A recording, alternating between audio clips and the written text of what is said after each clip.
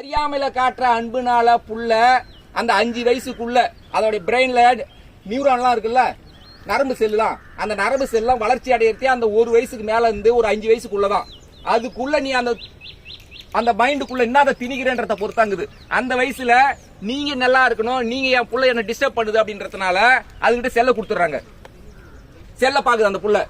வளர்ச்சிக்கே இடம் இல்ல, அதுக்கு தேடலே இல்ல, அதுக்கு வெறும் செல்ல மட்டும் பார்த்து அதுக்கு அடிமையாகி அதை பார்த்து எதுவும் செயல்படாம பேசாம அதுகிட்ட மட்டுமே பேசி பேசி அதுகிட்ட பேச முடியாம அந்த புள்ள பேசின வார்த்தையெல்லாம் கனெக்ஷன் இல்லாம, நியூரானோட கனெக்ஷன் இல்லாம பேசவும் மாட்டேங்குது.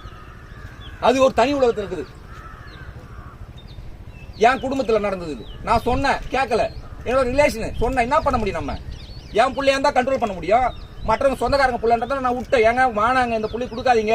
அவங்க என்ன பண்றாங்க, உள்ள காய்கறி பண்ண காய்கறி சாப்பாடுக்கு பாட்டு செய்யணுன்றதுக்காக செல்ல வச்சிருக்காங்க. அந்த புள்ள உட்காந்து பார்த்துனே இருக்குது. நான் ஒவ்வொரு டைம் டியூட்டி என் வேலை விட்டு வரவுல பாப்பேன். ஏங்க வானாங்க செல்ல கொடுக்காதீங்க, புள்ள குட்டிசேவரா போடுங்க. இப்படியே சொன்னேன் என் சொந்தக்கார குட்டிசேவரா போடுங்க. குட்டிசேவரா போயிட்டு சொல்றது புரியுதுங்களா? அதனால இந்த விஷயத்துல 5 வயசுக்குள்ள எக்காரணத்தை கொண்டு செல்ல கொடுக்காதீங்க, சாவட்டு விடுங்க. புரியுது நான் சொல்றது? முதல்ல புரிய வைங்க, அன்பா புரிய வைங்க. செல்லுனால என்ன எஃபெக்ட் ஆகும் சொல்லிட்டு அதோட சயின்டிபிக்கலி உங்களுக்கு தெரிஞ்ச எவ்வளவு அறிவாளத்தமே புரிய வைங்க. அதுக்கு மேல கூட கொடுக்காதீங்க. புரியுங்களா? ஆனா நம்ம மாணவர்கள் அப்படி இல்ல. நீங்களாம் யாரு? நம்மளாம் யாரு? இந்த உலகத்தை மாத்த வந்து எங்க போற?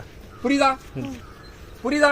அதனால நம்ம அந்த மாதிரி இருக்க கூடாது. அடம் பிடிக்காது. நல்ல விஷயத்துக்கு அடம் பிடிக்கணும். தாய் கிட்ட தகப்பன் கிட்ட. இன்னொன்னு பாருங்க, இப்ப அம்மா ஒரு சாப்பாடு செஞ்சு கொண்டு வைக்கிறாங்க, நல்லா இல்ல, முடிஞ்சது, நல்லா இல்ல, ஏமா இந்த மாதிரி கொஞ்சம் உப்பு கம்மியாகுதுமா, முடிச்சுக்கிற. அதே கொஞ்சம் நல்ல சாப்பாடு கொண்டு வைக்கிறாங்க, உடனே பாராட்டு தாய. அதே மாதிரி உனக்கு ஒரு ஷூ வேணும் கேட்கற, அடம் பிடிக்கிற.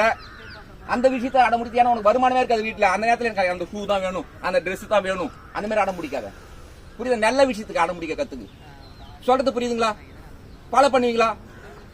நீங்க 4 பேரை உருவாக்குவியா? ஒரு 20 பேரை கொடுத்தா நீ ஸ்விம்மிங் கத்தர முடியல, தாய் தந்தை ஏன் வணங்கணும்னு சொல்ல தெரியல. அப்ப இந்த உலகத்தை மாத்த வந்துக்கணும். நம்ம அந்த மாதிரி இருக்க கூடாது. நம்ம எல்லாருக்கும் முன்னுதாரணமா இருக்கணும். நம்ம எல்லாம் கடவுளோட பிள்ளைகள் அப்படின்னு சொல்லிட்டு ஒவ்வொரு நினைச்சுக்கணும். புரியுதா? நீளுங்க அவங்க இடத்துல நம்ம என்ன வந்திருக்கிறோம்? ஸ்விம்மிங் எது கத்துக்கணும்?